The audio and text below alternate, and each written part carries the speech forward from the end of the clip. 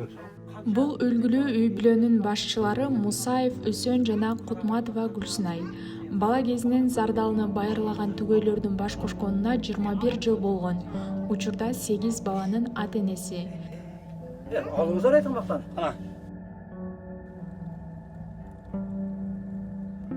Бүгүнкү берүүдө бул бактылуу үй-бүлөнүн жашоо шарты менен таанышабыз. Бул жакта илгертен ата-эне жашаган, ата жай.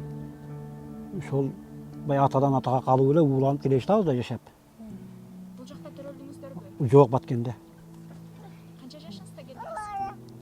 Биз ушул кичине өзен бери ушул жактабыз. Mana ушундай кезибизден баштап эле. Бала кезден. Honor хиттеринин бирин сатып алсаң, 1,5 миң сом кэшбэк берилет. Бөлүп төлөөгө алуу дагы жеткиликтүү.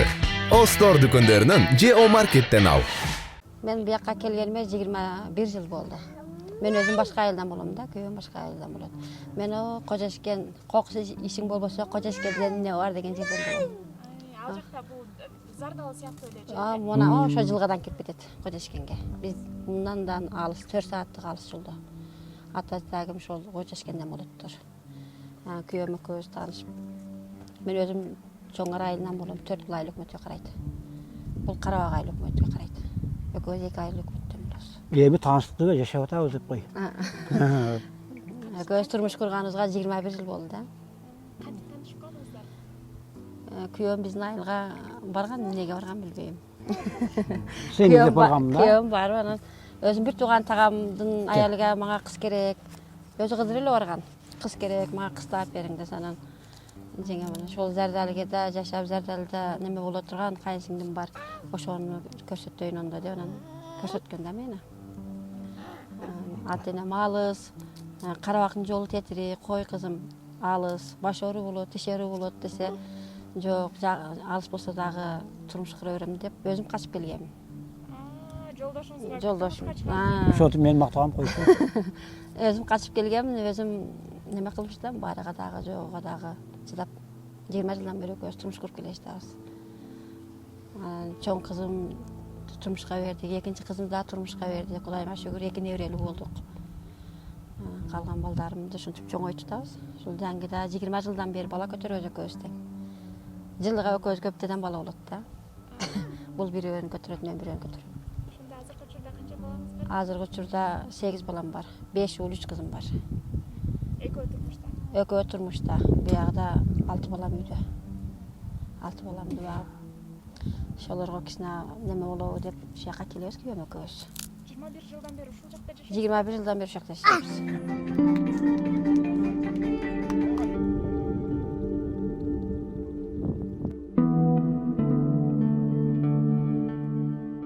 Бул турмуш шартын айткан, мен Зардалда жашайм, свети жок, жолу жок.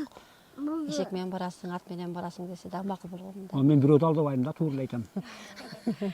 Сүйдүрүп алдыңыз. Бирөө алдабаптыр, туура эле айтты. Ол Айткандай ишек менен келет. мен туура сүйлөгөнүмдөн жактырып калган да бул. Сен Кожашкенден 4 саат бери каласың, Кожашкенден буяк жакын дегенден күнгөм да. Кожашкен алыс, Зардалы жакын. 20 жылдан бери экөө турмуш куруп, неме болсо свет келип калар, жол өтүп калар деп 20 жылдан бери ошол үмүт менен жашап келе жатабыз. Кудайыма шүгүр, мына жолубуз өтүп келе жатат. Президентибиз мантип свет коюп берди. Президентке дагы рахмат.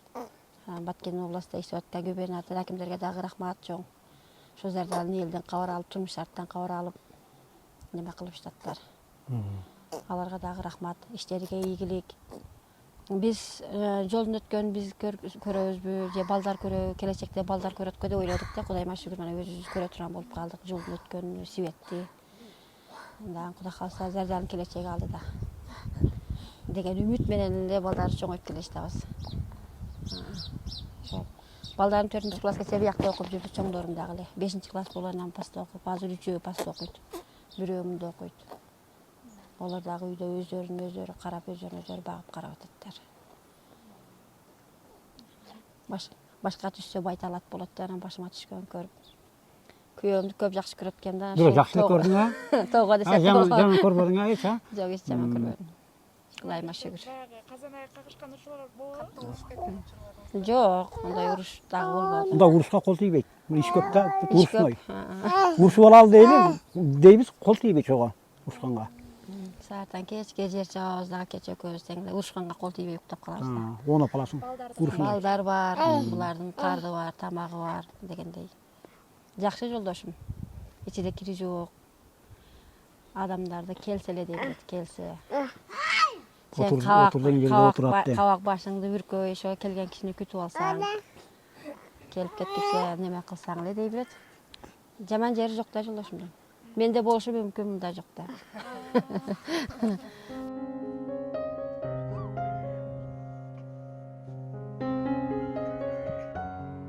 Үйдүн эң кичинекей көкүрөк күчүгү Кудайберди Даун синдрому менен жабыркайт.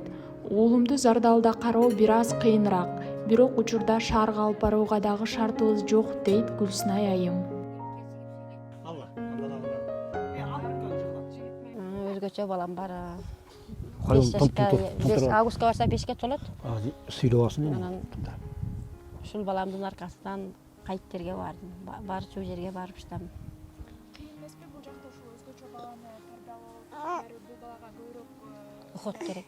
керек. Уход керек. Анан ушул баламдын ухотуну караймын, баламдын аркасынан шаарга барып, ошол балдарга кошом, садикке берем десем, биякта балдарымдын немеси болбой калып, мындай шартыбыз туура келбей калыптыр да. Кечээ дагы эле Аксууга барып, 15 күн неме кылып келдим, ичеле кылып келдим. Анан дагы Бишкекке келип, биякта келечекке же максатта дагы жатайын десем, биякта тиргилик калып кете турган болуп калды. Мында бул балам калган, балдарымдын тамак ашы бар, качан келесиң деп кайт чакырып алдылар. Бир эле баламды алып келсем, биякта дагы 5 балам калып кетет экен. Ошого неме десем, максат коюп жүрөм, ошол баламды шаарга барып, садиктерге берсем, окуу болсо окууга берсем деген ниеттерим бар. Ошол балама кандай шарт болсо кылсам дейм. Калгандары өздөрүнүн карларын өздөрү тойгозуп, өздөрүн багып кете алат. Кудайыма шүгүр. Анан ошол баламдын келечегин ойлоп, бир аз кыйналып кетем да. Күйөөм экөөбүз ошол баламдын өмүрүнү Кудайым берип, Кудайым ден соолук берсе. Бул үй бүлөнүн улуу кызы Нарынга турмушка чыккандыктан жүрөгүмдүн жарымы Нарында, жарымы Зардалда болуп жатат, дейт Гүлсүнай. 2 кызымды турмушка бергенмин. Бирөөнү өзүбүздүн айылга эле бердим. Чоң кызымды немеге бердик. Нарындын Минкушуга турмушка бердик. Зардалыдан Нарынды Минкушуга турмушка чыгардык. Ол неме өтүп кетти го, Иманбек уулу Жеңиш деген. Ошол Иманбек уулу Баткен окуясында. Ошол Иманбек уулу Жеңиш деген мына ал Коргондо заставада иштеп жүргөн, контракт болуп иштеп жүргөн, менин кызымды көрүп, жакшы көрүп калган экен. Жакшы көрүп, анан күзүндө биз ылдыйга түшкөндө окуучулар окуп баштаганда окууга алып жүрөбүз да балдарды. Окууга алып түшкөндө анан ол бала кызым айтыптыр, ата-энемди жөнөтөйүн, сөйкө салайлы дептир. Кызым 11 класска көчкөндө да, 11-де окуп атканда келип сөйкө салып кеттилер. 17-де. Анан биз 18-ге толсо беребиз деп анан неме кылдык. Бул сентябрда, ноябрда сөйкө салып кеттилер. Кийинки жылга октябрда, октябрдын 15-ге той деп айтсак, анан Баткен согушу чыгып кетип, күйөө бала Аксайдын да өтүп кетти. Ошо тажиктер менен урушкан немеде. Ол өтүп кеткенден кийин немеге жөнөдүк. Минкушка дуа кылганы бардык. Нарынга. Дуа кылганы барып келели, анан жөнөсөк кызымды ham алып алдык, кызымды ham. Өзүбүз жөнөйлө эле Кудай чалды. Кызыңа дала келгиле, экинчи балам алып берем деп. Деди, анан биз ончо көнбөдүк. Булго макул болду, мен макул болбодум. Бала өтүп кетти. Кызды алып эле келебиз деп алып бардык биз. Алып баргандан кийин анан таштап кеткиле деп олар ыйлап отураттар да. Бир 3 күн 4 күн болгондо эле бардык да. 20-сы бардык. Өзү 20 күнү коюлду, биз 21 бардык. 3 күн турдук, кызымды алып калдылар ошентип. Экөөбүз эле макул болдук. Баткенге алып барайлык, сал мындай эскиргенден кийин, 40 жыл өткөндөн кийин берели десек да көнбөдүлөр да. Кудай менен Кудагый ушунчалык келди, таштагыла. Силер Баткенге баргандан кийин бербей коесуңар деп. Деп алып калдылар. Азыр Кудайыма шүгүр, күйөө балам жакшы. Кудагыйым жакшы. Бир уулду болдулар. Эрте июлда 2-ге толот уулум. Ошо өтүп кеткен балдардын атыга койдулар. Иманбек уулу Жеңиш деп өтүп кеткени. Бул азыр Иманбеков Жеңиш Дүйнөбекович болду. Күйөөм аты Дүйнөбек да. Дүйнөбекович болду. Ошол чоң кызымды баштап сүйлөшкөндө айттым, кой кызым, нарын каякта, биз нарын каяк дегенди билбейбиз. Биз Кыргызстан бул бурчуда болсок, нарын наркы бурчуда окшойт. Нар четинде окшойт. Алыс экен, кой кызым. Ушул мен айткан гапты дагы апам дагы мага дагы айткан да. Карабага алыс кой кызым десе болбойт экенмин да. Өзүм башыма дагы келди. Кой кызым, нарын алыс десем болбойт. Кызым дагы көнбөдү да мага окшоп. Тие берем, жашай берем деди. Анан Кудайым ашы бир аз жашап ататтар. Кызыңыз ошондо каршы болгон жокпу? Кызым каршы болгон жок. Кызым каршы болбоду. Бул да каршы болбоду. Бирок мен энекемин, кой энди. Кызым бетте onu уnuткуча кыйналып кетет, алып эле кетем дедим мен. Кудайга дагы эле айттым, алып кетем, таштабаймын деп. Анан экөөбүз Бишкекке келдик. Бишкекке келгенче дагы буга айттым, таштабай эле койбодук. Айт, жөнөтүлө жүгөрсүн кызды. Биякта дагы бир пешенесиге бирөөдү жазгандыр. Баткенге алып келип, баткенге берели эми. Биринчисиге жок дебедик, майыл дедик. Энди буга айтылы берсе, анан бул Кудайга чалды. Кудайга эң көнбөдү. Кызды салып эле жүгөргүлө деп. Десе анан кызым эле кайра эле кызым чалды. Апа, сиз эле көнбөй жатат экенсиз, эмнеге көнбөй жатасыз? Мен өзүм ыраазы болуп калдым. Мени зорлоп калгандары жок. Мен калам деп мага чалды. Анан мен айттым, мен сени кыйналбасын деп алып кетейин дедим. Макул, сен эле макул болсоң, мен дагы макулмун да, анан ошондо калып кетти да шоякта. Азыркы учурда эми алыстагы кызың кимди, кайсы балаңды жакшы көрөсүң? Алыстагы баламды жакшы көрөм, кайсы балаңды жакшы көрөсүң? Оорукчан баламды жакшы көрөсүң дегендей, бир жүрөгүм нарында, бир жүрөгүм мында да. Жүрөгүм экиге бөлүнүп турат анан. Калгандары Кудайым ашы ден соолуктары таза. Ал Бишкекке дагы барсам деп жүрөм, бирок мына жакта шартыбыз акча жагынан кыйналып турабыз. Ушул балама экөө ойлоп турам, ошол баламды ошол жакта апарып садикке киргизип, мектебиге киргизишке акылым жетип эле турат, бирок барып ошол жактан жер алып, үй алганга биякта доходубуз жок. Эч доходду дагы таппадык. Ойлоп акыры ушул баламдын акчасын ипотекага койдуруп, ипотекага эле ушул балама үй алсам деген ниет койдук. Күйөөм экөөбүз келиштик ошого. Келишип неме кылайлык деп атабыз. Ошол жактан үй алсакпы деген ниет кылып атабыз. Эми Кудайым ниетибизге жеткизсе, ушул балама ошол жактан үй алсак, ошол баламды ошол жакта жетилсек, мана Зардалыда балам уходдон калып кетип атат. Каралбай калып жатат. Мүмкүнчүлүгү жок да бул өзгөчө баланы биякта караганга. Баткенде дагы эле жок. Баткенде дагы мисалы логопедтер жок, специалисттер жок да баламды караганга. Дерматологко апарайын десең дагы неме болбойт. Логопед жок, окутканга садик жок Баткенде. Эч болбосо Баткенде болсо дагы эле Баткенде ушул баланы карасам дейм, мына Зардалда энди жок эле. Баткенде болсо десем, Баткенде дагы эле бул баланы караганга неме жок. Стоя жок. Ошого шаардан алыш керек да. Мындай балдарды шаарда караган оңбу деген ойдомун да. Урушканга убактыбыз жок деген үй бүлө бактылуулуктун сыры менен дагы бөлүштү. Сыр эле бул мага сүйлөнөт, мен унчукпайм. Бактылуу жашоонун сыры ошолбу? Бул жыйынып тутканда мен тым эле калам. Ошол да. Мен буга сүйлөсөм болбой калбайбы? Кампыр. Бирок мындай эле уруш жаңжал дагы эле болбойт. Экөөбүз келишип эле сүйлөшүп эле тирилик кылабыз.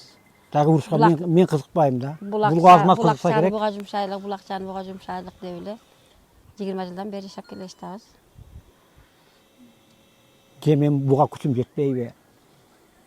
Урушканга. Мен бактылуумун. Мен кол берип койчу.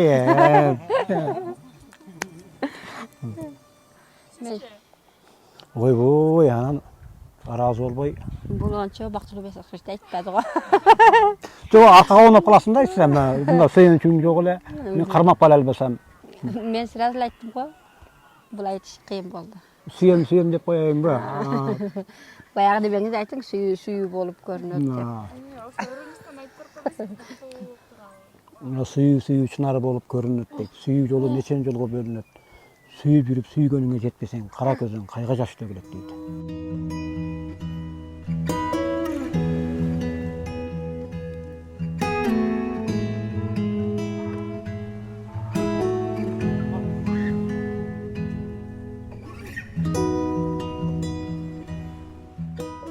кичинеңден бери ал шаарга эки жака барбагандан кийин, бир жерге көнүп калгандан кийин үчү шетте көп жүргөндөн көнүп калдымбы?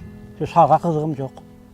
Шаарга баргандан кийин бар өнөр керек да адамга. Бирөөдү алдай үйрөнүш керек, бирөөгө чын айтып үйрөнүш керек. Менде оны өнөрүм жок да. Мен şu кичинемден бери мына дыканчылыкка үйрөнүп калган экенмин. Шеерле мага кызык. Кетким келбейт, ал туулган жерим топурак алтын деп. Шаарга бар. Шеттен эле кетким келбейт мен. Шаарга барсак бирок өкөстөгүн иштеп кете албасак керек. Өкөстүн бияка көрүп алганбыз да. Шаардагылардын ишини кылыш кыйын да. Кыйын ол. Шаардагы жүргөн адам менен бияктын мемesi айырмасы чоң да. Тоо менен жерде эле. Шаарга бардыңыз беле? Бардым, барып жүрөм. Бирок манан ээрчип барып өзүмчө барсам жоголуп кетем. Мына кампиримди ээрчип барам. Кайра жоготпой алып келет. Ошол биринчи барганыбызда эч Бишкекке барган эместик. 2013-жылы Алым. ушунда балдар жарылып, минага жарылып. Анан 7 бала минага жарылды, экөө өтүп кетти. Кайсы жылы? 2013-жылы. 2014.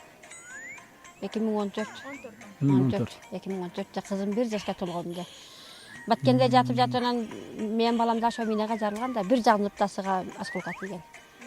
1 класска кире элегиде. Баткенде жатып анан ошко алып баргыла деди. Ошко алып барсак, ошолор биз эптей элбейбиз, мына тегирмин таштарда осколкалар бар, Бишкекке алып баргыла деди. Бирок минанын чачындырасы мына буттан баштап Башыга. мана шага чейин чачырап тийген, ошо мындайга.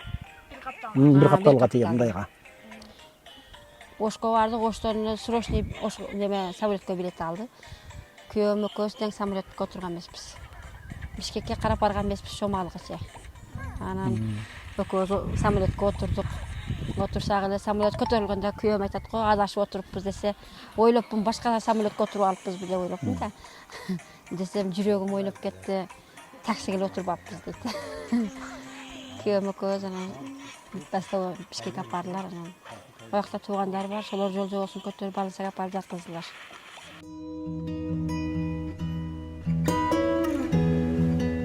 Президент 2026 төрөсө миллион береткенде, ошол 2026да бирди төрөсө миллион алсам же Бишкектен ипотека алсам мам деп коем. 40га чыдадым, 41ге да чыдап койсом. Күйөөм 5 деле болду кыл деген, төрөйнө кой деп. Болбой да үчөө төрөп бердим.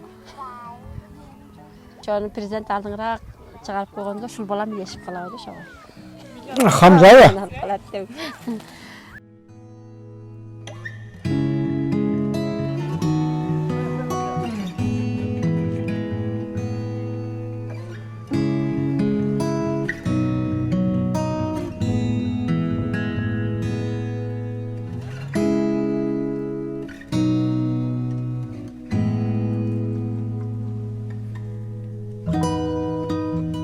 Bismillahirrahmanirrahim.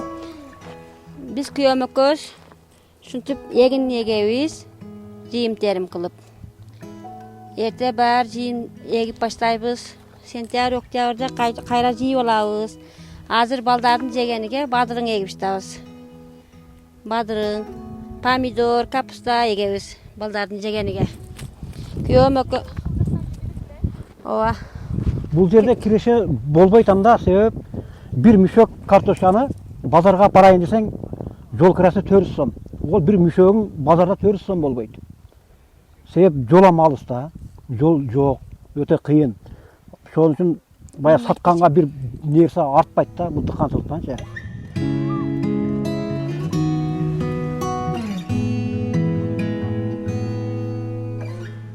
Тапканыбыз şu балдардын жеген ичкениге, кийгениге жетет.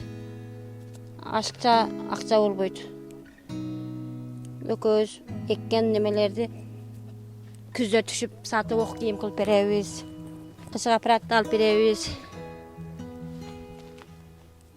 Ошол кирешебиз.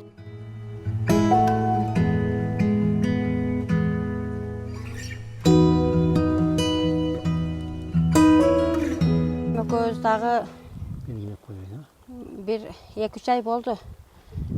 Неме кылып калдык. Шаардан үй алсакпы деп калдык. Ипотекага дагы болсо, ошол балама үй алсак, ошол баламды алып барып ошол жерде шаарда окусак, садигиге берсек, мектеп болсо мектебиге киргизсек деп 1-2 айдан бери күйөөм экөөбүз сүйлөшүп деп атабыз. Эми ояк биягына ипотекага жол жобосун сурайлык, кантип алат, каерге барыш керек, кимге кайрылыш керек, жол жобосун күйөөм экөөбүз дагы буякта жашайт экенбиз, дагы жол жобосун билбейбиз. Бизге чоң үй болбосо дагы мындай эле жашаганга үй болсо болду да, балам менен барып ошондо баламды окутуп, садийге берсек, ошол баламды бала катарга кошуп алсам деген элен ошол экен да. Ошол баламды катарга кошсом, окутсам, мындай балдарды көрүп жүрөм ютубта. Башка мамлекетке барып, грамота алып келгендерин көрүп жатам. Ошолордой кылып чоңойсом, ошолордой кылып жетилсем деген оюм бар. Кудай кааласа. Өзгөчө баланы буякта караш кыйын да, шарты оор. Да карап неме жетилтиш кыйын.